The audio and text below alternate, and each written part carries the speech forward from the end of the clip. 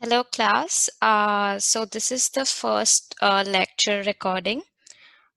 Before beginning the lecture, I would like to draw your attention towards the syllabus, the changes that I have made. So this is how our scoring will be for this semester. The 50% would be for the lab 6 to 10. And there'll be one single midterm, and there'll be homeworks which will be given throughout the semester, and the total weightage of it is 10%. So and based on the request that I receive from everyone, I'll be posting lecture recordings, because that way it would be easier for you to follow it at your own pace. Okay, and this syllabus will be available on the canvas for you to view. And let's get started with our lecture 1.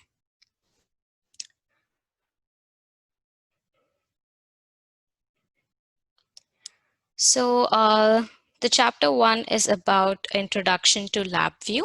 LabVIEW is a different kind of programming language. It's unlike the other programming languages like C, Java, MATLAB. These programming languages are text-based, while LabVIEW uh, is a graphical programming language. You have to just put on some icons in your program and connect them with the wire. That's it. That's how you write your program. And with LabVIEW, you can interact with different kind of hardware, like GPIB, VXI, PXI, RS-232, and RS-485, and other plug-in DAC devices. And also you can connect your application to the web server with the help of LabVIEW on the LabVIEW platform. And you can perform different kind of tests and measurements, data acquisition, instrument control, data logging, measurement analysis, etc. with LabVIEW. So what are virtual instruments? So in LabVIEW, programs are referred as virtual instruments, and it has 3 components. The first one is the front panel, the block diagram, and the third is the icon and connector pane. So let me show you what these are. So I hope everyone has VLab installed on their computers, because otherwise you would have to purchase LabVIEW by yourself if you don't have VLab. So I'm launching LabVIEW.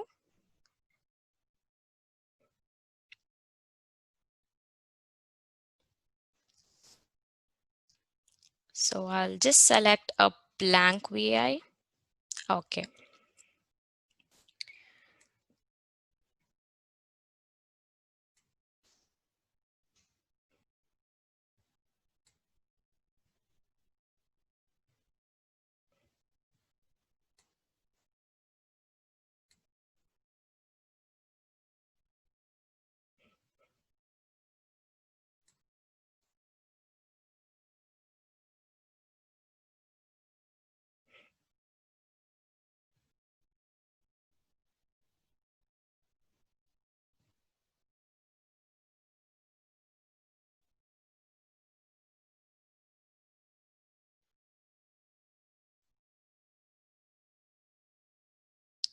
Okay, so this is our front panel.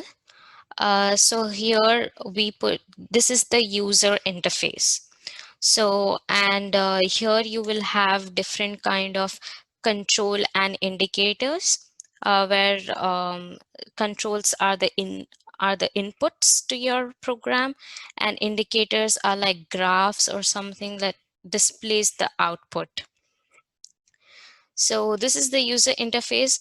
Now behind the scenes is the block diagram. Here is where your code is. You're going to build your code here. So that's called the so that's your front panel. This is your block diagram, and this is the connector pane. So the icon and the connector pane. Now suppose if you want to use this program of yours as a sub program, as a sub VI in some other program. Suppose this program you want to specialize it for some kind of function. Let's say to calculate a transpose of a matrix, probably this VI is going to perform that function.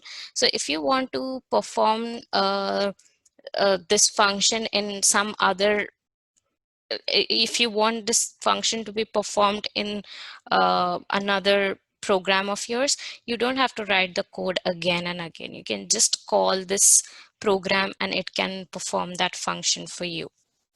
So this is the icon and this is the connector pane. So icon is nothing but just like your display picture, what kind, just as you have on your WhatsApp or Facebook. So you can put a relevant image that will help you identify the VI, which is unique to that VI.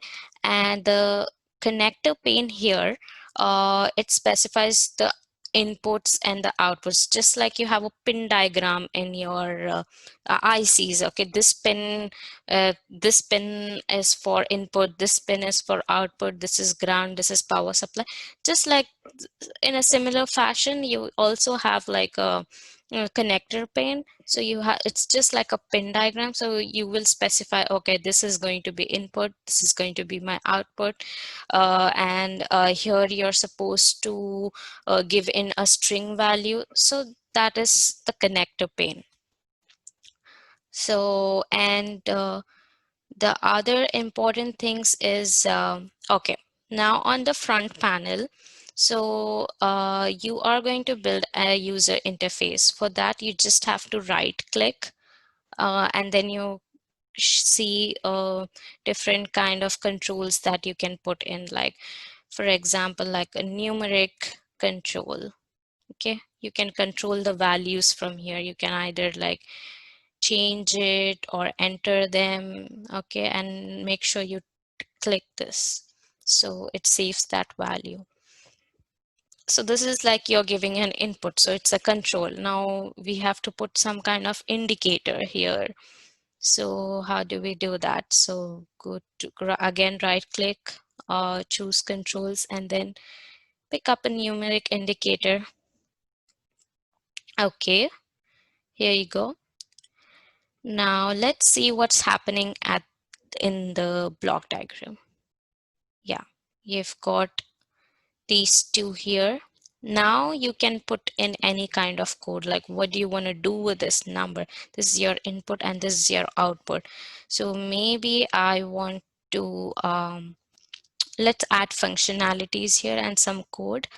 So I do right click, and so on the block diagram you have functions palette. There you had control palette and here you have functions palette.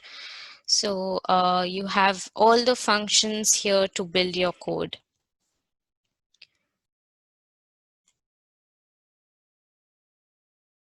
So let's probably just do multiplication. Yep. Okay. And then you can connect it here, wire them up. Okay. And then connect it here. Okay. Okay. Now let's run. Oh, what do I see here? List of errors. Just click on this and it will show you the error. Yeah, see, I did not connect another terminal to it. So that's how you see your errors. Suppose if there is a broken error, that means there is an error in your code, and it's easy. You just have to click on this and then double click on it and you get you get to know where the problem is. And it also mentions what it is, like multiply contains unwired or bad terminal one. So it will also give you a hint where you're going wrong. Okay, so what should we do? So we should connect this with a constant. Okay, so you do right click again here, and you can choose a numeric constant. Yep, and connect this here. Okay, so you'd like to multiply it with, say, 5. Okay. Okay, now it's not a broken arrow. My code is absolutely fine. And I'm just gonna go to my front panel here. So you will just see the input and the output. You cannot see what's the functionalities on the front panel. So you can just change any number and just run this. Yeah, see, you get the output. You have multiplied 2 with 5, and then you have got 10. So at any point of time you want to look at the code, just click Window, Show Block Diagram. Here's the block diagram. And yeah, now this is the toolbar of the block diagram. So it offers you different options for debugging as well. Okay, so this is the run symbol. This is like run continuously. Like with this you can just run once, but this is the same thing on the front panel as well. So let me show you here. So once you press it, it just runs once. But if you do it continuously, what happens is you can even change the value here, and you can see the difference. See? So this will not stop unless you click this abort execution button. So that's the one. And you can change the font using these settings, and you can pause your execution at any point if you want. And uh, yeah, and for the debugging, which is a very important part, we can highlight execution. Now this kind of like slows your execution. It slows down your execution. So just don't panic when. Okay, so when we choose highlight execution and run it, it will show you the values on each node. So let's run it continuously. So you can see the value here with the highlight execution option. So if there is an error or bug in your code, that's how you debug it. But this is not always an ideal option. You can choose this like if your code is relatively smaller, like this small. But if it is a big chunk of code, it's not a very suitable option to use this. Instead, what you can do is you can use the probe option. Like you see when I hover over it. Okay, let me just stop this. And as you can see, when I hover over these wires, I can see the probe option. So I just need to click it. Yeah, you can see the probe 1. You can see the, yeah, the one displays the value from the numeric control.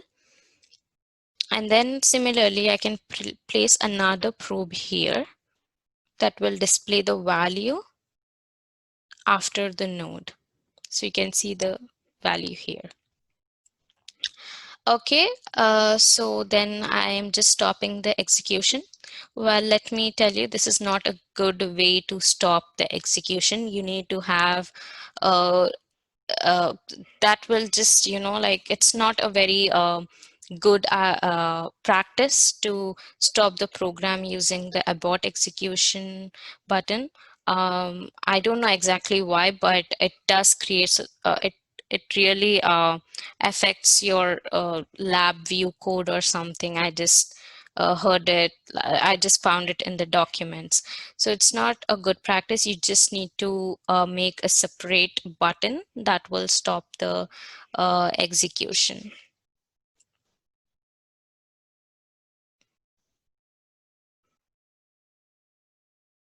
Mm, okay, let me close this.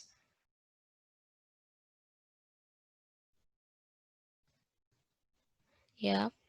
Okay, so the way I uh, have this button is, mm,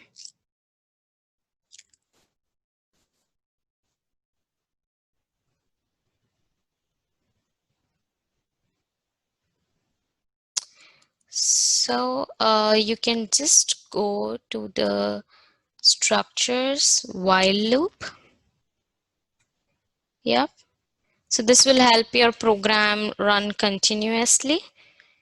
Okay. And you can connect this. Uh, sorry, we need to go to the front panel. Yeah. So let's create a stop button here. No, that comes under Boolean.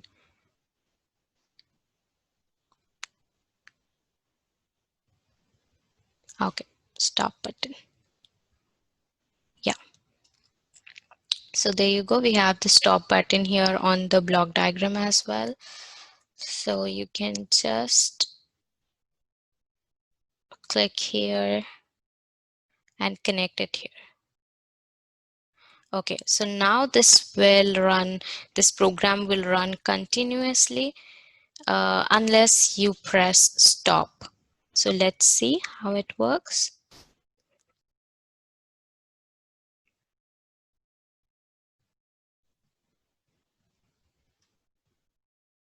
Okay, it's running. You can just put different values here to see, and then let's stop it. So there you go. Okay. So this is a small introduction to the LabVIEW. Um, and then, yeah, what did I cover? I spoke about the front panel. It's a user interface with controls and indicators that are in controls and indicators are just like input and output simulators. And in the control and indicators, okay, I want to show you different kinds of controls and different kind of indicators. So you can have a different kind of controls here, like a vertical pointer slide, um, a, a, a, a dial, a knob. Yeah, see, you can change the values like this. So this is like your input. And then we have even dials. Yeah, it gives different values. Then you can also um, use like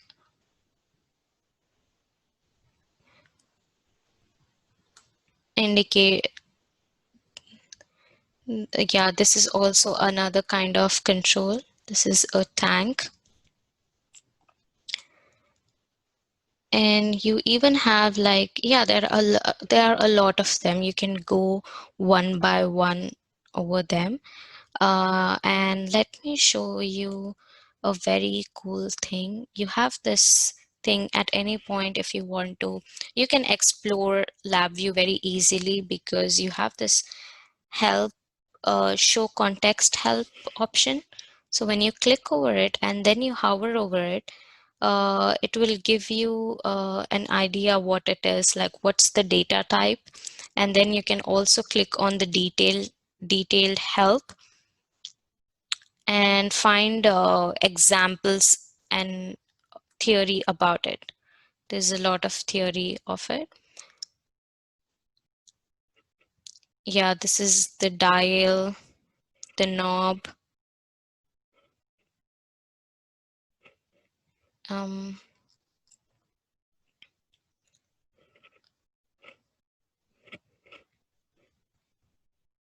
yeah, so see, it shows you what is this icon and what are you supposed to connect to it, what kind of data types does it accept.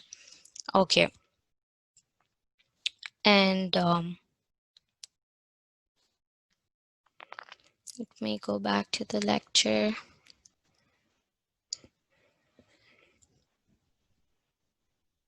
Okay, and there are different kind of okay, there are also Boolean indicators and controls. Okay, let me go to the front panel here. They are Boolean. You have like toggle switch, and then you have you can choose an LED. So this is an example of a Boolean input and a Boolean output. So let's see how this is. We'll just run and show you. You can just connect this. Okay. For now, just remove it. So the way you delete anything is you just click on it and delete. Click and delete. Okay. And for now, I just want to close this. And I want to move this inside this diagram. Okay.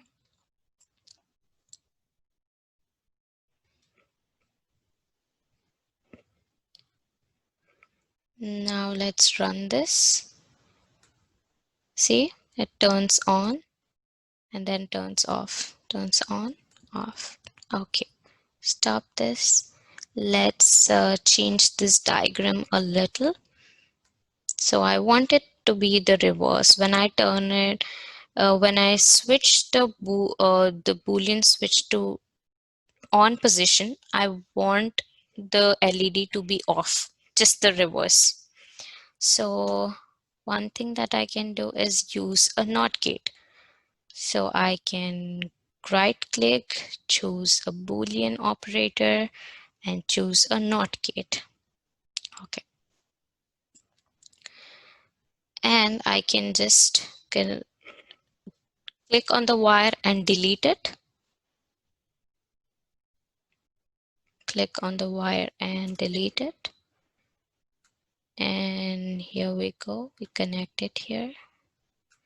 Connect this here. Okay. This is good. And then we go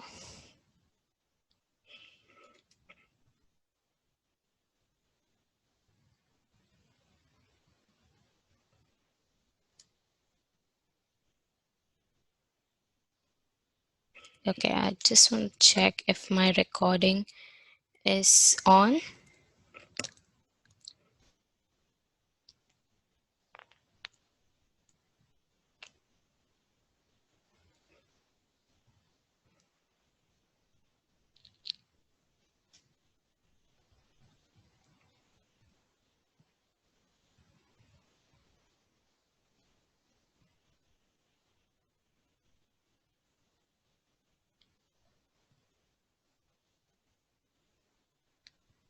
Okay, cool. This is working.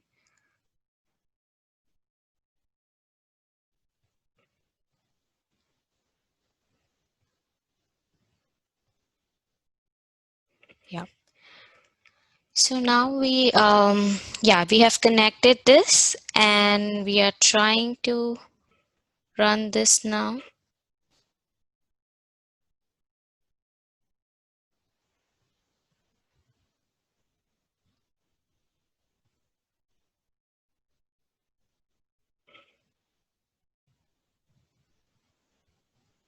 Show front panel. Okay. Now we run this. See? So it's in off position. Yeah, it's working the reverse way. Okay, good. Now I'm going to stop this window, show block diagram. And the next thing I want to show you is about the type of, now you can see here this data or this wires are specific. They for different data types you have different color of wires. Okay, so suppose if I try to connect, let me just add another thing here, numeric.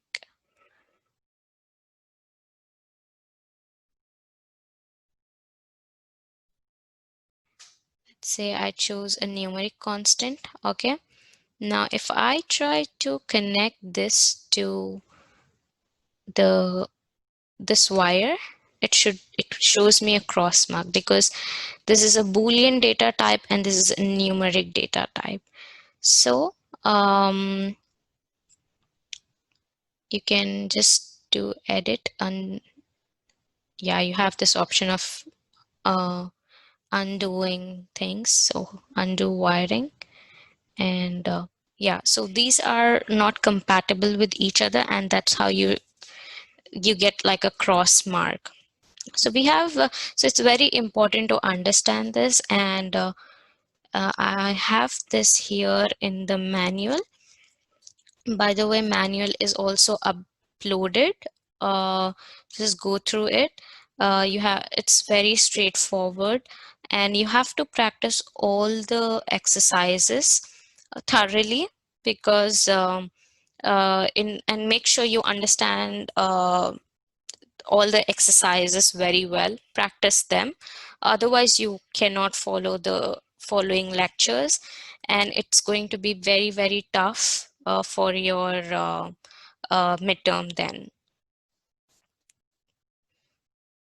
Okay, so let me, we were searching for the wires.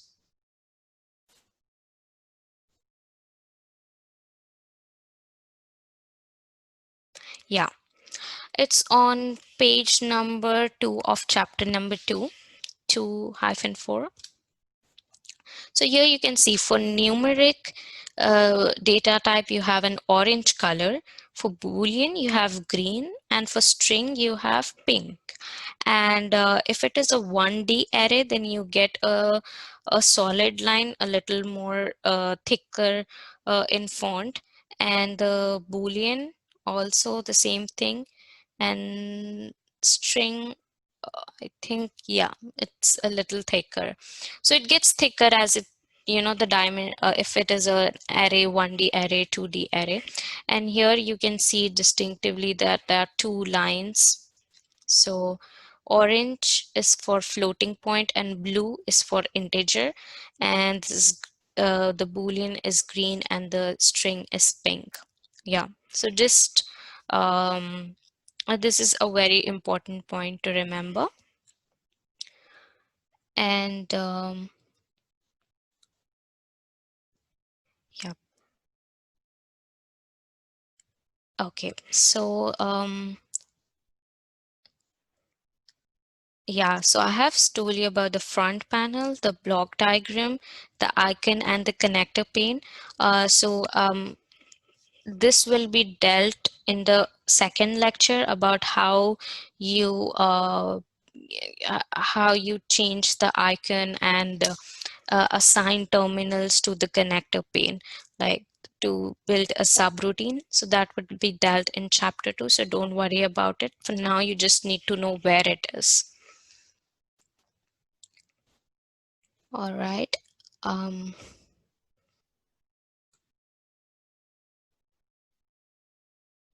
so I have shown you control palette and functions palette. I need to show you the tools palette. The tools palette is um,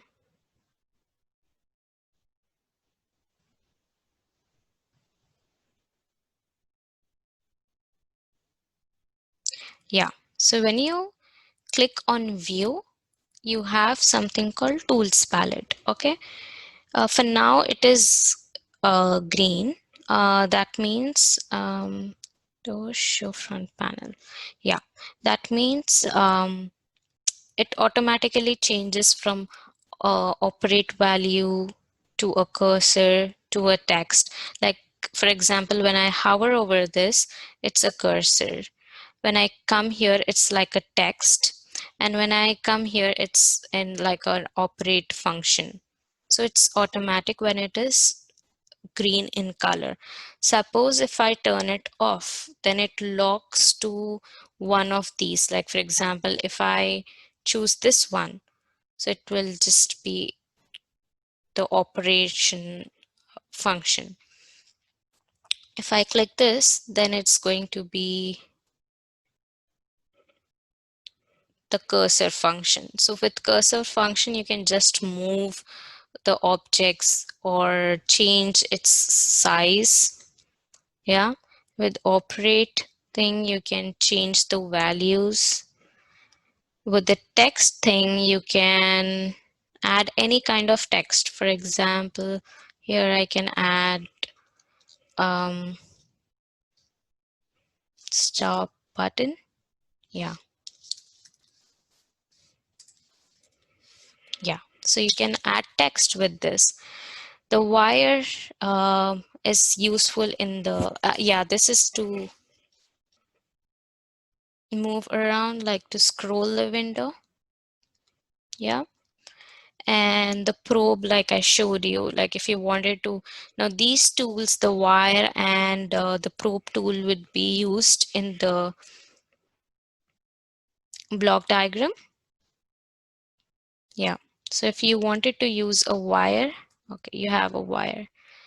It's going to lock that option. But if you wanted it to be automatic, just turn it on. So that's your tool palette. This is your function palette. And this is your control palette. So, you know, now you have like 3 different kind of palettes. Next. So I have shown you this. Yep. Now how to save, copy, paste, undo, redo, delete, moving options. Okay. So you go to file and you save your file here and make sure you you save it on your OneDrive, like I have mine. Just create a LabVIEW folder and you can save it there. Let me name this as Lab1. I want to save it here.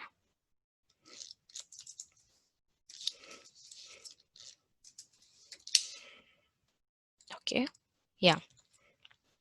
So this is how you save a file, and copy option, you can just, you know, like select this part, press Control C, and then you can paste it using Control V. And then you can move it here. And yes, what do I see here on the front panel? Automatically, I will have extra controls, like you can see here. It is just the replica. Yeah, if you have duplicated it. You can, like that, you can copy anything. Like for example, if you just wanted, okay, yeah, yeah. So now, for example, if I want to copy this, you just say Control C, Control V. Yeah, you have two of them here, right? So that's how you copy and paste. And then if you wanted to delete, just click on it and delete it. Okay. I want to delete this, delete it. And then how to access examples. Now this can be very, very useful for you. Just go to help.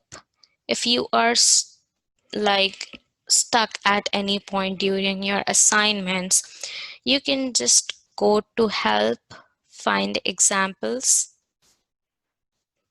and you can actually refer examples like how there is a VI for every like every different kind. You have like different kinds of VI. Let me show you here, like for signal processing, for image processing. You can just follow those examples. You can use this help option to study each block and each element. From that you can understand how they have written the code. And then it becomes very easy. Even if I give you any assignment, so you can just look up in the examples, get an idea how they have uh, build the code and what they have done, how they have built that logic. And then you can also incorporate that in your own code. So for example, if I want to go over, there are different categories, but you can choose any of them. And for example, if I choose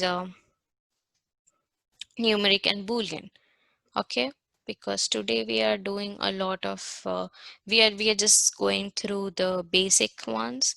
So if you choose Boolean, yeah, so this is like a Boolean operator. It has like an overview of run the VI, examine the different states. Yeah, yeah, this is like an AND operator. Yeah, when both are on, then it is on. And then if you wanted to see the block diagram, just go to show block diagram and see how they have just hover over each of them to know what they are. Yeah, see, you can see here the AND operator, the cluster, what is the data type, and everything you can see here. Okay, not only this, you can access some, let's show you some nice example. No.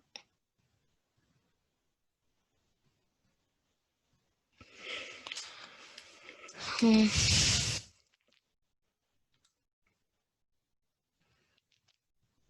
For example, signal processing and mathematics. You, yeah, you have a lot of them here.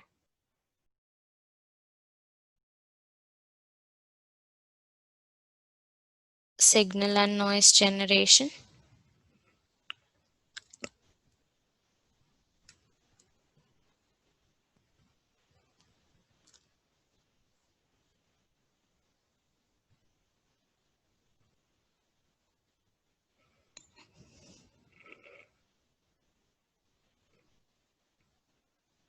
Yeah, you can even implement different kind of filters here, and then you can yeah, you can plot the data as well. Yeah, I wanted to show you this like before I forget. You can also go to graph, choose waveform, graph or chart, whatever you are comfortable with. Okay, so this is an indicator, and then you can add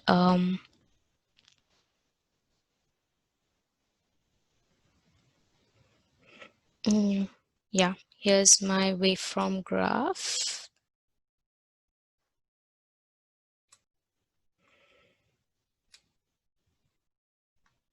Okay, so then okay, I want to give it a waveform. So we have a lot of waveform simulators also.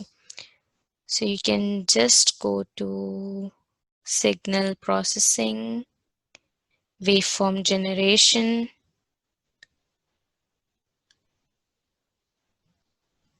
and then choose simulate signal. Okay, sorry.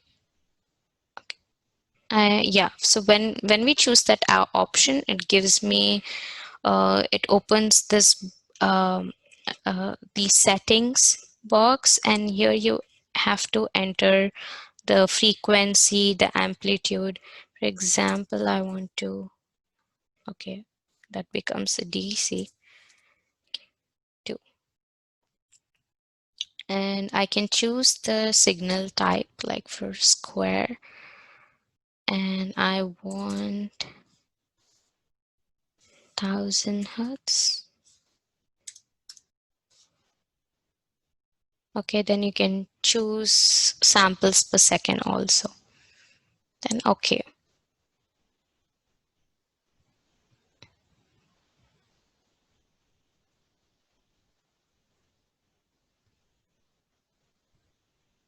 Okay.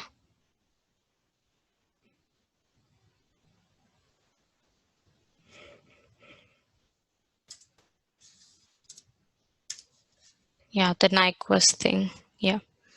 Okay. So now I am going to connect the, yeah,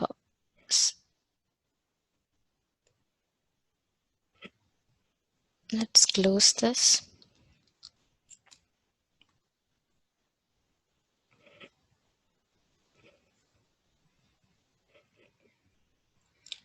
So this is the, yeah, when you click the help option, then it shows you what are the input output terminals. So here it is, connected to the waveform graph. Okay. And then you go to the front panel and then just run this. See, you can see a square wave of 2 volts, and then want to just stop this, show you another option. So let's say you wanted to control this. Okay. Let's say you don't want to enter the values manually from here. You want it to enter it from the user interface, that is from the front panel. You can also do that. So okay, why is it stuck? Okay, maybe,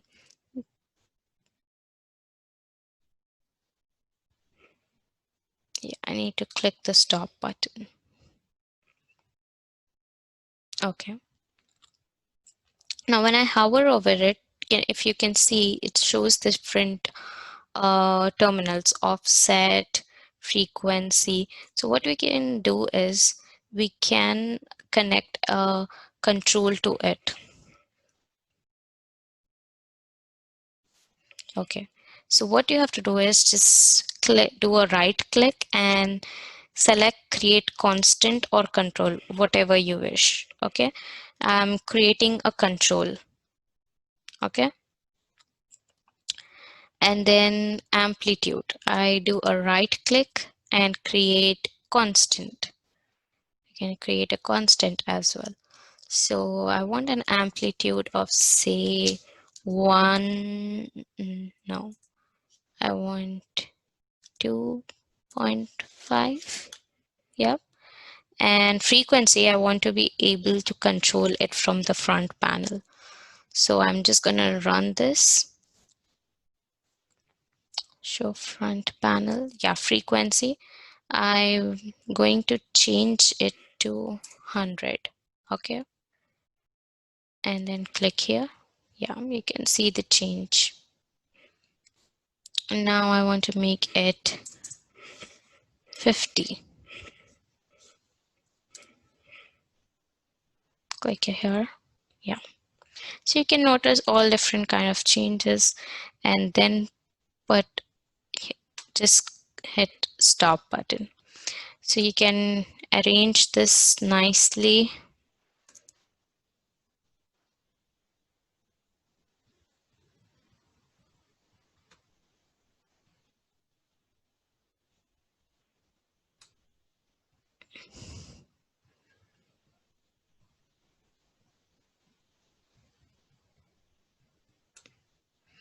Okay. So yeah, you can just do, you can arrange them at the way you want it. And then I think you can choose like a layout option. No, sorry, decoration.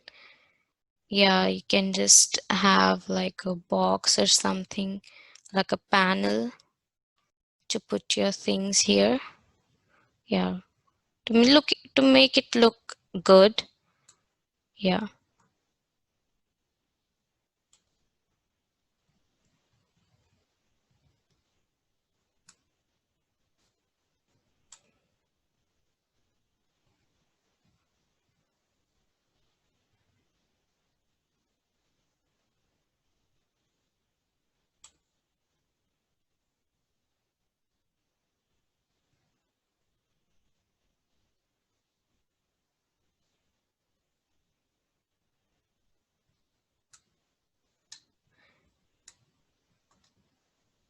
Normally it should be working. Like you just have to like drag and drop, but I'm not sure. Okay, but I will, you have these options of creating like nice boxes.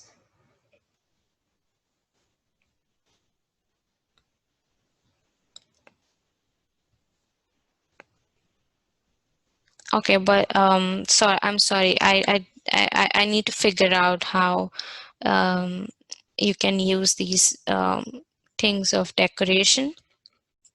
But that is not very important as of now. The important thing is now you have learned how to build a user interface, how to code, how to debug, how to access different examples. Okay, yeah, we were looking at an example. So you can go through different kind of examples, go to their block diagram, and then just with the help of using the help option, you can just hover over it and find out what is the what each element is. And also you can run the highlight execution part to know how the data is flowing, what's the direction of the flow. And it if the components are placed this way, it doesn't mean the data is flowing from left to right in LabVIEW. It's not the same as in other languages in C. So the sequence of your instruction determines your flow of flow of program, flow of data. But it on contrary, LabVIEW is different. It's not like if you are placing the components on the left, it is flowing from left to right. No, it's not like that. It performs execution whenever the data is like available on the terminals of the nodes. So as you go ahead and run the codes, you'll understand that practically. Of course, that doesn't mean in LabVIEW you can't incorporate sequence. Of course, we do have options of incorporating a certain sequence into your code. That we will learn in the coming labs. So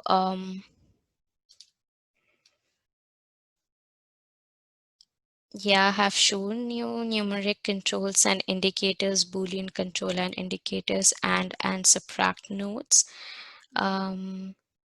Yeah, you just have to practice all the exercises yourself, and I'm going to assign to you the homeworks probably after second or third lab. So that will kind of prepare you for your midterm. And thank you for paying attention. And if you have any questions, just email me. I'll be online during this uh, during your class hours. So let me know. Thank you.